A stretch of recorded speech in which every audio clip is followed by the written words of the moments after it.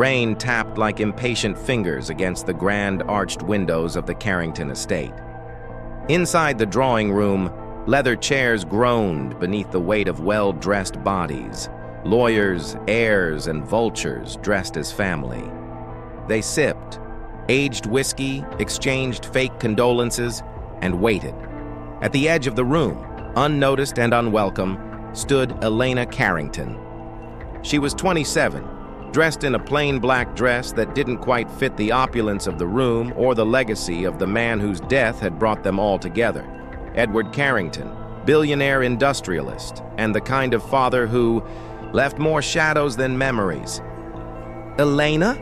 drawled Victoria Carrington, Edward's icy second wife. "I'm surprised you showed up. After all, your father barely remembered you existed."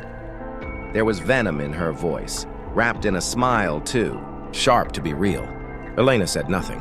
She had no intention of playing their game, not yet. The lawyer, Mr. Godfrey, a man whose thinness made him look like the parchment he held, cleared his throat. "Shall we begin?" Everyone leaned forward. The will began predictably. The Carrington. Estate in Vermont to Victoria. The townhouse in London to Edward's eldest son, Richard. Shares in the family corporation divided between the remaining children, Julian, Cassie, and Ava. Then Mr. Godfrey paused. "Finally," he said, adjusting his spectacles, "there is a sealed addendum. This was handwritten and added 2 weeks before Mr. Carrington's passing. It concerns a private inheritance." He broke the seal. His hands didn't tremble, but his voice caught. "To my daughter, Elena Rose Carrington," he read aloud, and the room tensed, heads turned. Richard's jaw clenched. Cassie scoffed. Victoria's. Nails dug into the leather armrest.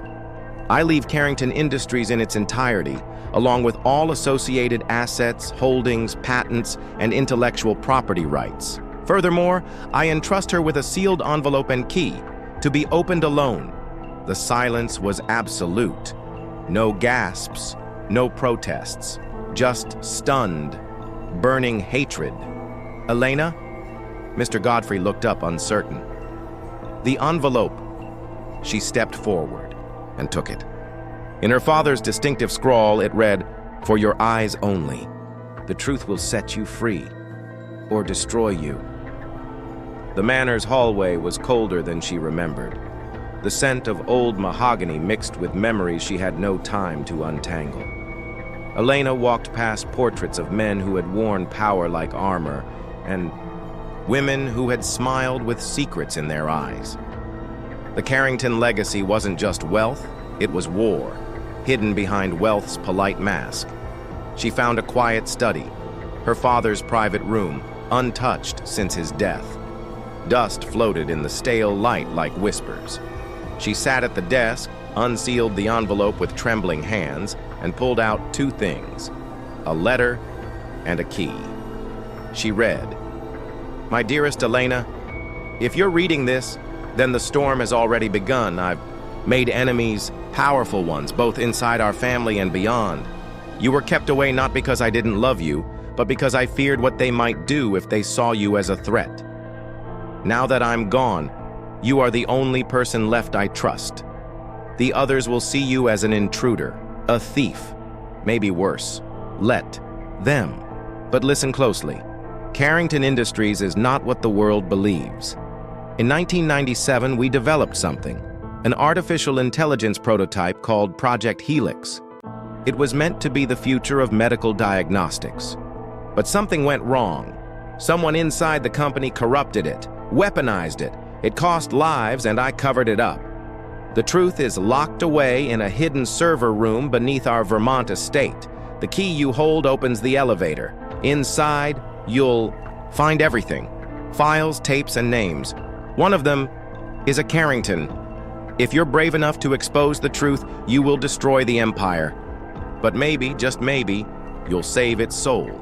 And Elena, trust no one, not even those who carry the Carrington name." "Father," she read it again and again. Beneath her skin, something ancient stirred. Rage, betrayal, purpose. A knock shattered the silence. Her half-brother Julian leaned against the doorframe, smirking. "Quite the surprise, baby sister. Daddy really pulled a fast one on us." She folded the letter quickly. "What do you want?" Julian's eyes sparkled with menace. "To congratulate you, and to remind you. You may have the keys now, but this house, this world, it eats people like you alive." He left before she could reply. Alone again, Elena stared at the key. For the first time in her life, she wasn't the forgotten daughter anymore. She was the target. 2 days later, the Carrington estate in Vermont rose before her like a fortress, built to keep secrets in, not intruders out. Fog clung to the rolling hills, and the old mansion stood cold and imposing, its ivy-covered stone walls watching her like sentinels. Elena stepped out of the car and stared up at the mansion that had once been her childhood prison before they sent her away. Before they erased her. She clutched the key tightly in her coat pocket. The letter's words echoed in her mind. The truth is locked away. Beneath. The inside of the house smelled of cedar and silence. A caretaker greeted her, surprised, but polite. "Miss Carrington, your father's quarters were left untouched as per his request. Would you like me to assist?" "No, I'll manage," she said, her voice calm but heavy with resolve. She made her way through the hallways she hadn't walked in over 15 years, past portraits she remembered only in nightmares. Then she found it, the elevator, hidden behind the library's sliding bookcase. Just as the letter said, she slid the key into the concealed panel. A soft click echoed, and the elevator rumbled to life. The doors opened with a hiss, revealing a metallic chamber unlike anything else. In the house, modern, clinical, and cold. She hesitated for just a moment, then stepped inside.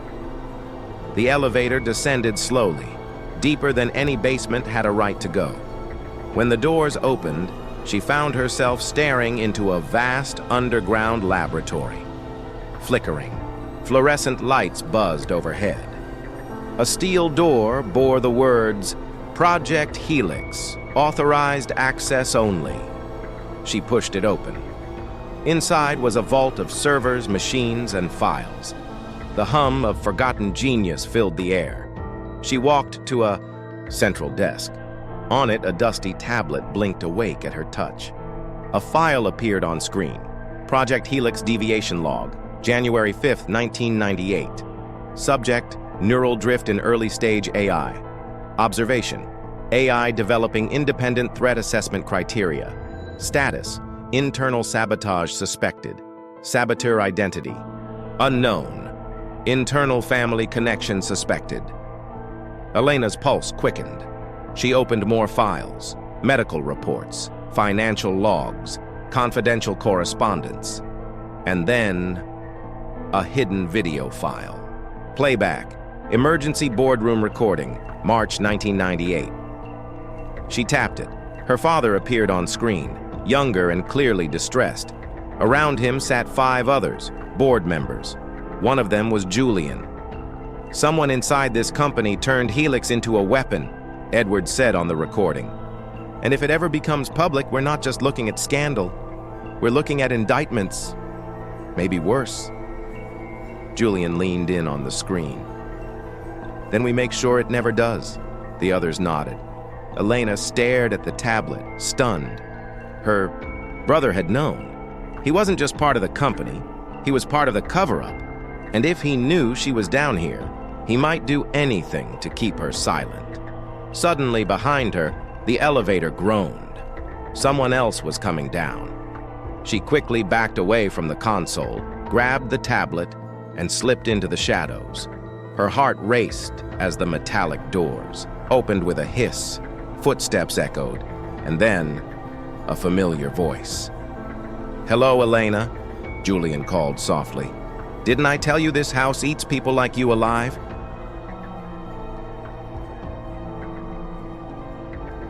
The servers hummed like a warning. Elena flattened her back against the wall, holding her breath as Julian's footsteps echoed closer. He moved slowly, deliberately, like a predator savoring the hunt. In his hand, glinting under the sterile light, was something sharp. A letter opener. Polished, personal. "I figured you'd come here eventually," he said into the silence. "Daddy's favorite little secret. Always good at sniffing around places you shouldn't be." Elena edged toward the maintenance corridor she had spotted earlier. A narrow path half concealed by a utility panel. The tablet pressed tightly to her chest. "You don't have to do this," she called out, her voice steady but low. Julian laughed softly. "Oh, but I do. You think you've stumbled onto some grand revelation? Everyone in this family has blood on their hands. That lab you're hiding in, it's built on a graveyard." He paused, scanning the room, listening. "Project Helix was my vision. Father just happened to fund it. When it got dangerous, he wanted to shut it down. But I saw its potential. The ability to predict global security threats in real time. Governments would kill for it. Some already have." He stepped closer. "If you expose us, it's not just the Carrington name that collapses. It's everything. You won't walk away from this, Elena." She slipped into the corridor just as Julian rounded the servers. Footsteps. Faster now. She ducked beneath low beams, weaving through exposed wires and rusted metal stairs until she reached a side exit. The emergency ladder led up into the east wing of the house, but the climb was steep, and Julian was close behind. She started up. Halfway up, Julian's voice rang out below. "You don't understand what you're holding. That tablet? It's not just data, it's a weapon. If it falls into the wrong hands, like yours," she snapped. At the top of the ladder, she pushed open the hatch. Daylight. She emerged into the abandoned greenhouse behind the estate. Overgrown and forgotten, it had been her secret sanctuary as a child. She dropped the hatch closed and jammed a rusted iron rod into its lock. She could still hear him pounding beneath. She ran. Through the ivy-choked garden, through the side path, leading to the old guest cottage, where she had parked the rental car. Her fingers trembled as she fumbled the keys, heart hammering like thunder. The car roared to life. Gravel spun beneath her tires. As she sped away, she glanced down at the tablet screen on the passenger seat. Dozens of encrypted files remained unopened, each with a name, each with a role, and one at the bottom stood out. Victoria Carrington. Operation Black Veil, confidential, her stepmother. The betrayal ran deeper than she had imagined. Elena didn't stop driving until the Carrington estate disappeared in the rearview mirror, swallowed by mist and memory. Her pulse had steadied, but the pressure inside her chest hadn't lifted. Every second she held that tablet felt like holding a live grenade, something too dangerous to keep, yet even more dangerous to let go. She pulled into a quiet roadside diner an hour outside of Montpellier. The parking lot was nearly empty, the neon sign flickering weakly in the early evening haze.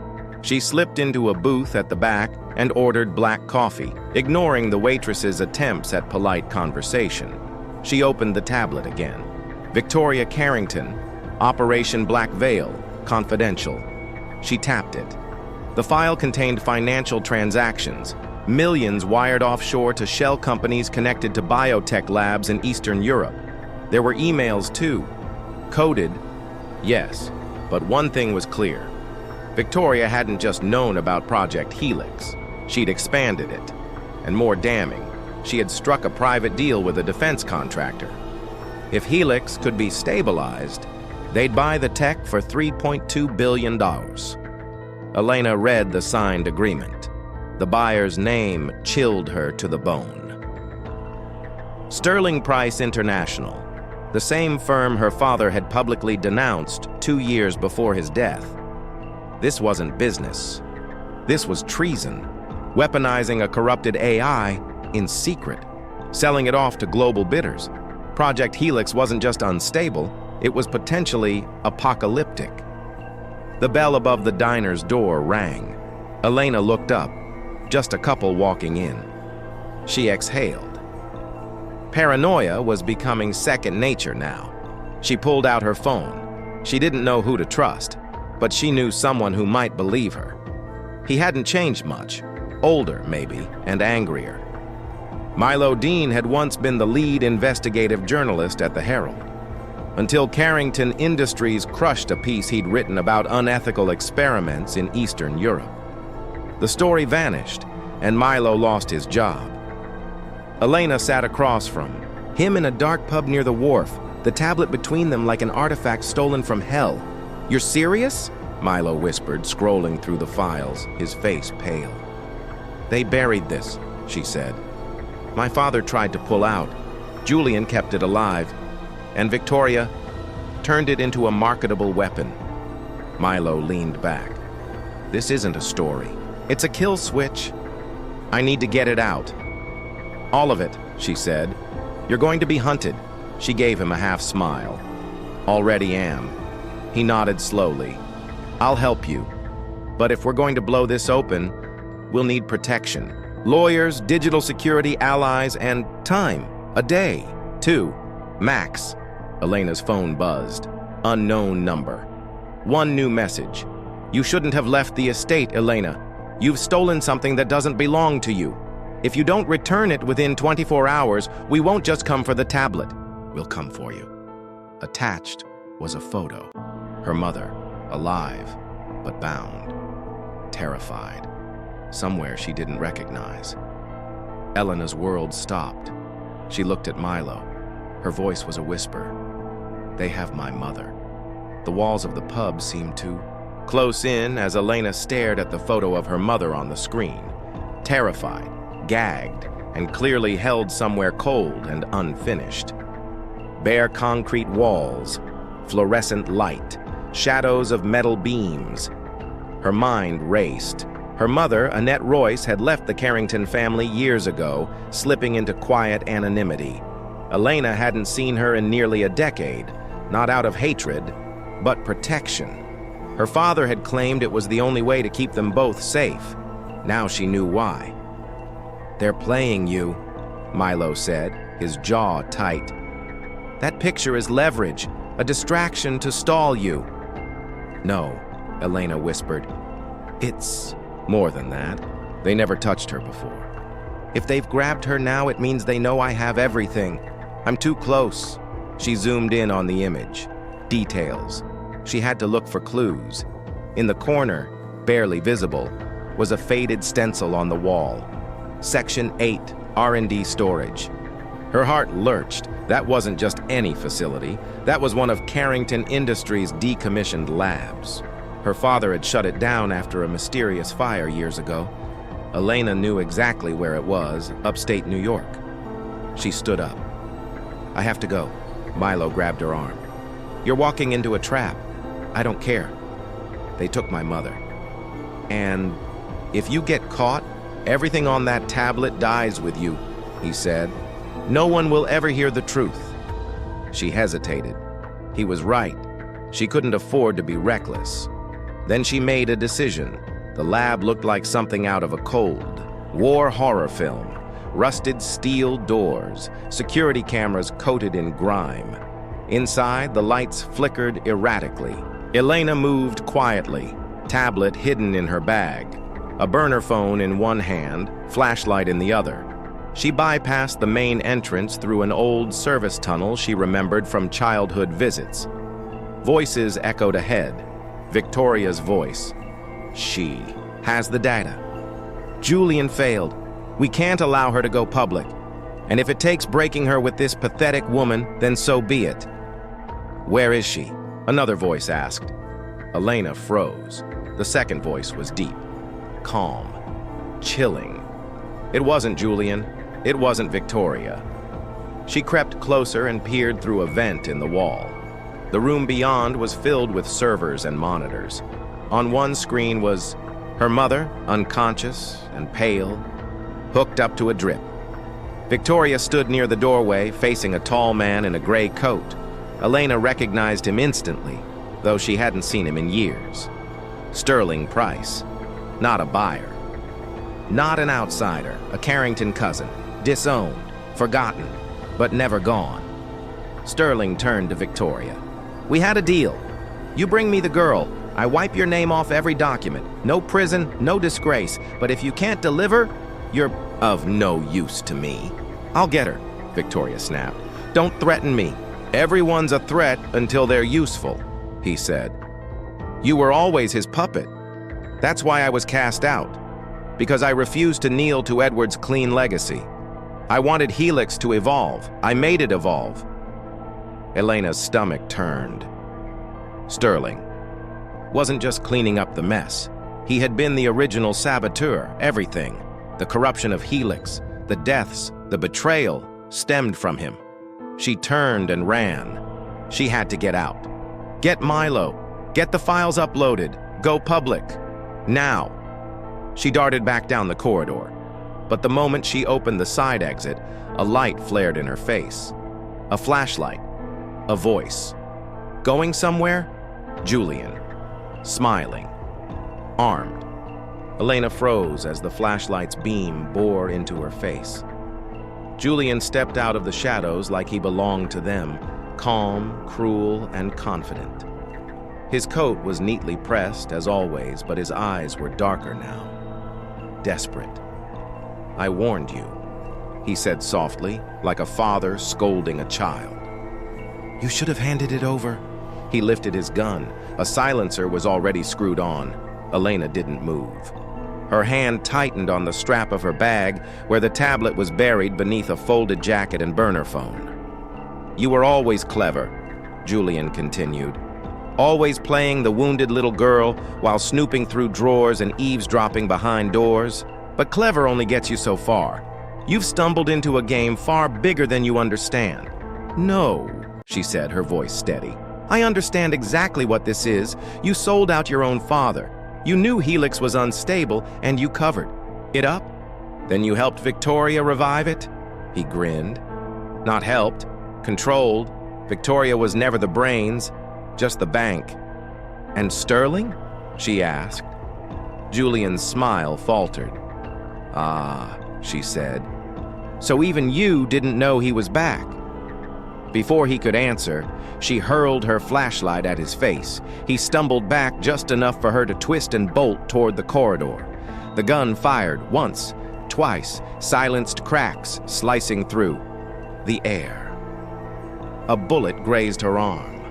White-hot pain, she kept running. She burst into the server room where her mother was held. No guards, no alarms. Elena slammed the emergency override on the wall, locking all doors and engaging backup power. Lights flickered. Doors slammed shut across the facility. Sterling's voice barked over the intercom. "You're only making this worse, Elena. You lock those doors and no one gets out. Not you, not your mother." But Elena wasn't listening. She rushed to her mother's side. Annette stirred, eyes fluttering open. "Elena?" Her voice cracked. "What are you doing here?" "Rescuing you," Elena whispered, cutting the IV. "I'm sorry it took me this long." Her mother tried to rise, but Elena caught her. "We don't have much time." She pulled the burner phone from her bag and sent the emergency signal. Milo had arranged. Upload all files. Distributed release, immediate. The signal went out. Dozens of newsrooms, independent journalists, whistleblower sites. The truth was no longer locked behind money and steel. Helix was out. Sterling slammed a fist on a nearby console as the alert came through. Leak detected. Data exfiltration. Global endpoints triggered. He turned to Julian, who had just limped in, bleeding from the mouth. "You failed." Julian drew his gun. "You think I answer to you?" Sterling smiled. "No. But you're no longer useful either." The gunshot was soft and final. Julian collapsed. Elena heard it through the walls. She knew this wasn't over. Sterling wasn't going to prison quietly. She carried her mother down the emergency stairwell, every step burning from the wound in her arm. Outside, Milo's car screeched to a halt. "You actually did it," he said as he rushed to help them. Elena collapsed in the back seat, cradling her mother. "The files?" she asked. Milo nodded, his voice thick with awe. "It's all over the news. Victoria, Julian, the labs, everything. You brought the Carringtons down in a single night." "No," Elena said, watching the sunrise break over the hills. "I just told the truth. They destroyed themselves. The world didn't end when the truth came out. It just got louder." By morning, Carrington Industries was in chaos. Stock had plummeted by 40% before the markets even opened. News outlets called it the most explosive tech leak of the decade. Whistleblower forums flooded with speculation and screenshots. Government task forces were assembled. Interpol released statements. Subpoenas flew. And at the center of it all, one name kept appearing: Elena Royce Carrington. In a private hospital room in Boston, Elena sat beside her mother's bed, watching the news play silently on the television screen. Her wound was stitched and clean now, but the ache remained, deep, dull, and constant. Annette was awake, her voice stronger. "You've done something extraordinary," she said. "Edward would be proud." Elena turned her head. "He hid so much. From you. From me. He thought it was protection. Maybe it was cowardice. Or guilt." Elena didn't respond. Outside the room, Milo was taking calls from 3 separate journalists and a senator's aide. Every hour, more documents were being verified. The scale of Halix's reach stunned even those who thought they'd seen everything. Experimental surveillance systems tested on civilians, predictive policing algorithms that had quietly fueled systemic abuse, illegal genetic profiling. It wasn't just corporate corruption. It was global manipulation, and it had been running for years under the Carrington name. Elena stood at the window and looked out at the city skyline. The sun was high now, but there were shadows still moving. A burner phone rang in her pocket. Unknown number. She answered. No one spoke. Then a voice, chillingly calm. "You think you've won? You haven't. You've only clipped one wing of the bird. The other still flies." The line went dead. She stood still for a moment, heart cold. Then she turned to Milo, who had heard the call on speaker. "That was him, wasn't it?" he asked. "Sterling," she nodded. "He's in the wind now, off-grid." "No," she said. "He won't stay hidden forever. People like him never do." Later that day, the Justice Department held a press conference. Arrest warrants were issued for Victoria Carrington and several board members. Victoria had fled, last seen boarding a private jet out of Zurich. Julian's body had been found. The press labeled it an internal power struggle. But Sterling's name was never mentioned, because they still didn't know he existed. Elena realized that was his power. He operated in silence, in omission, in darkness, and he was still out there, watching, waiting. That night, Elena returned to her father's study, sealed now by investigators. She unlocked a drawer the police had missed, using an old code from her childhood. Inside was a final envelope addressed in Edward Carrington's distinctive hand. "To my daughter, if she ever learns the truth." She opened it slowly. Inside was a single key and a note. "Beneath the garden where you first walked, there is one last secret. The war didn't start with me, and it won't end with you." Her breath caught. There was more than even she had uncovered.